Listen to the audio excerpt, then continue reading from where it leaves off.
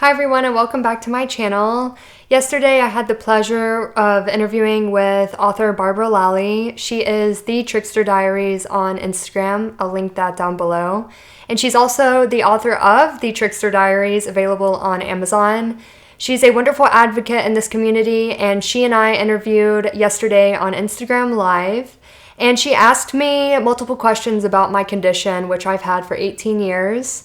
And today I thought I'd answer them again for a formal YouTube video to sit down and talk with you about the basics of this condition and what it means to me personally.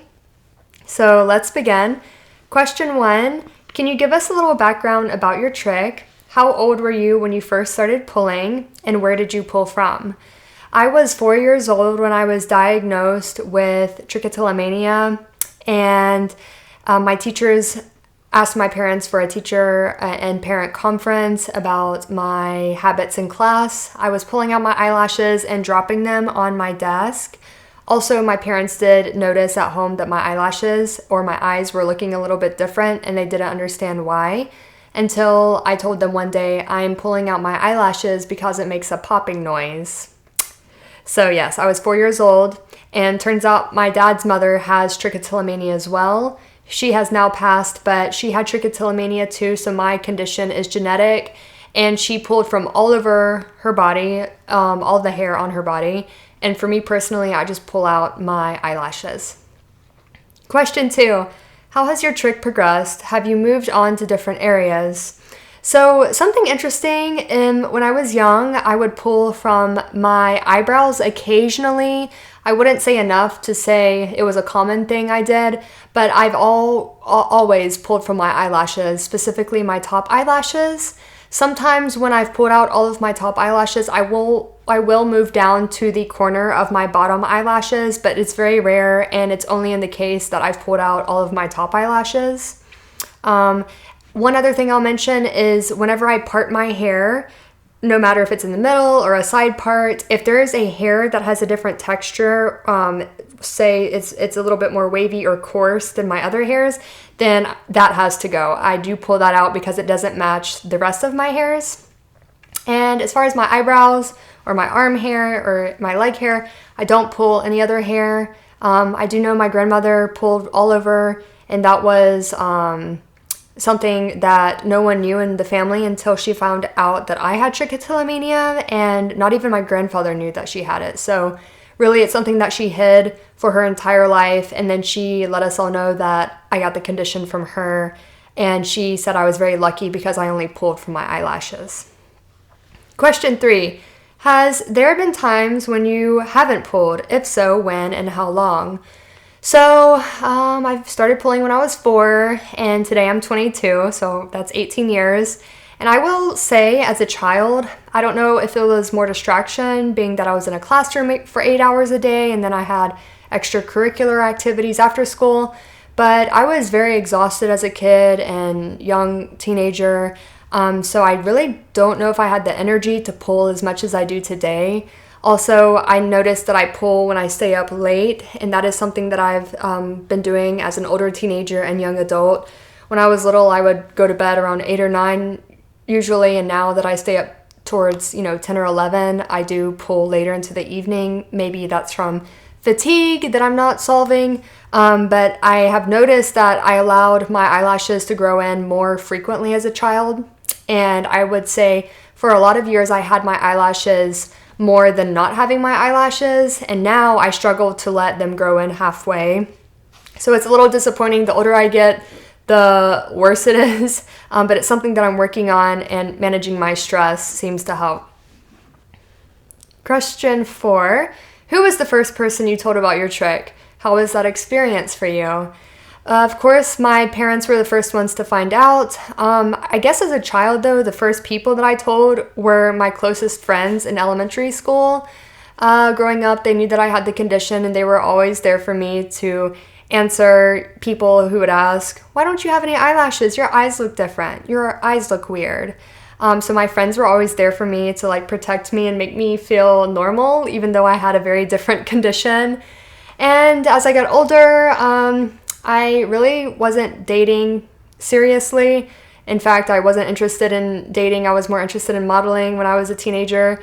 So until I got into the relationship with my current boyfriend, I had never expressed the condition to a boy. And Taylor, my boyfriend, was very understanding and very sweet about it. So I lucked out on that. And also, not many people know my boyfriend actually has trichotillomania as well. He and his dad actually pull out their neck hair and their chin hair, their jaw hair. So me and my partner have trichotillomania. I feel like it's a very rare combination for both partners to have it, but he's very sweet and he'll let me pull out his neck hair whenever I have the urge. So, question 5, who or what inspired you to be open about your trichotillomania?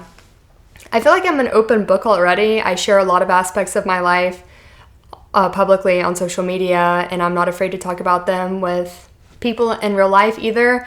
I think the reason my grandmother hid her trichotillomania for 95% of her life is because of the stigma around mental health, especially when she grew up in the 50s and 60s and 70s. That vanity is very important, and for her to not have something that is so is so glamorous, being a woman is hair, and having healthy hair, having long eyelashes, having the perfect brows. I think my grandmother struggled with accepting the condition, and the last person she wanted to talk about that with was anybody else because they may judge her for that. So I think I'm very grateful. I mean, I am grateful, but I'm very lucky to grow up in this generation where mental health is recognized and it is important and it's not something to be ashamed of. So I think that's why I'm so open about it. Yes, it definitely makes me feel down some days, but it's something that makes me unique. And it's a talking point as well. It's something that I love talking about because it helps me express, my emotions of trichotillomania. Number 6, are there any tips or tricks you would give another trickster about managing urges? So yesterday during my interview, I talked at length about this. I think there are negative body repetitive focus disorders such as pulling your hair, skin picking, doing something to your nails, something destructive to your body. Of course, we know is a body repetitive focus disorder, but also I think there can be positive body focused repetitive disorders such as self-care and doing something for yourself that makes you feel good. So, for example, I mentioned meditation yesterday in my interview. Laying down on the ground, on a floor, on a yoga mat, outside in the grass, doing something for yourself where you can allow your mind and body to connect for just 10 minutes a day is so helpful for me, and I feel like it can be helpful for other people. I have really been around the circus finding solutions for my trichotillomania. I have been on medication as a child to try and solve my urges. My parents would spank me early on when I had trichotillomania, thinking that would solve my urges. I have tried different foods. I have tried cutting out sugar and dairy. I have tried all of the different little toys and distractions as far as those go. Sitting on your hands, going to sleep, going on a run, exercise. It is so different for everyone, I think. But for me, meditation has been the most helpful as of late, especially as a young adult, allowing myself to really slow down and for my mind to chill out and for my body to relax has been very helpful. So I will stretch, meditate, or do yoga, or put on a Pilates video that I find on YouTube. That's helpful too. Question 7, what advice would you give someone who has just developed trichotillomania? I will say I do get a lot of messages on Instagram and here on YouTube of young girls who have the condition and who are just now introduced to this community of people with trichotillomania.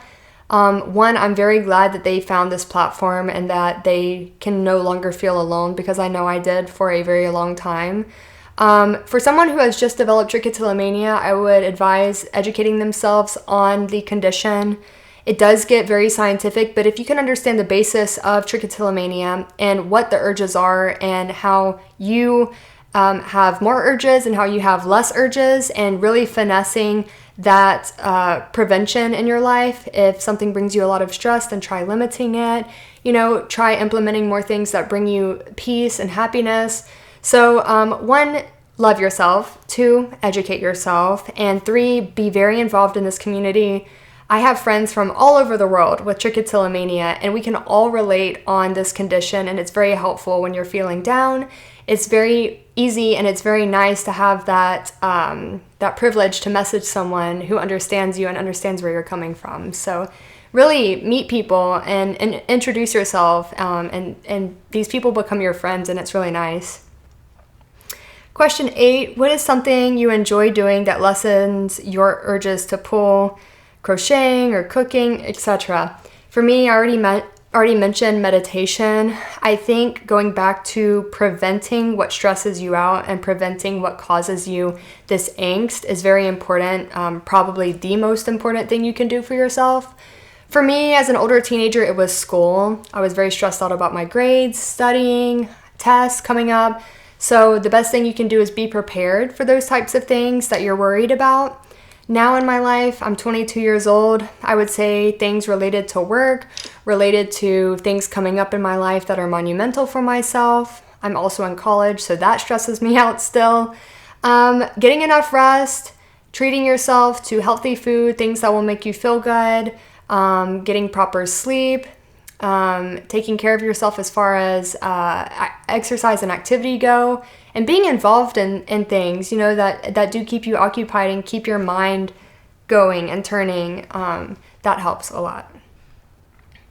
Alrighty, question 9, let's see. Where are you? Here we are. What is your go-to coping mechanism when you are having a big pulling episode? Barbara and I talked about this yesterday, and I think for me, whenever I'm having a very large pulling episode, I do try and think about how I'll feel after my pulling is done. So during the moment, I'm like, oh my gosh, this is relieving so much angst, this is relieving so much stress. But if I pause and think about it, I'm like, uh-oh, I know that feeling that will come after I pull. And usually it's a very guilty, self-deprecating feeling because I've just pulled out all of the lashes I worked so hard to grow. So if you take a moment, step back, think about how you'll feel after you've pulled out your hair. That for me is the biggest thing that will help me get through that urge. Even if I've pulled a little bit, it's better to pull a little bit and then keep going. So yes, think about how you'll feel afterwards. I know some people talk about, sitting on their hands or going and finding somebody to talk to. I think we really all have different coping mechanisms. And for me, mentally, it is the biggest thing for me to think about how I'll feel after my pulling spree. Question 10. What do you do for self-care? I think this has evolved throughout the years. I think self-care means something differently to me today than it did 5 or 6 years ago as a teen. For me today, that means making sure I'm in check with my mind and my body. I've already mentioned that, but really being at peace and not being frustrated or upset about things that I have no control over. Self-care means not worrying about things that won't matter in a week or a month or a year.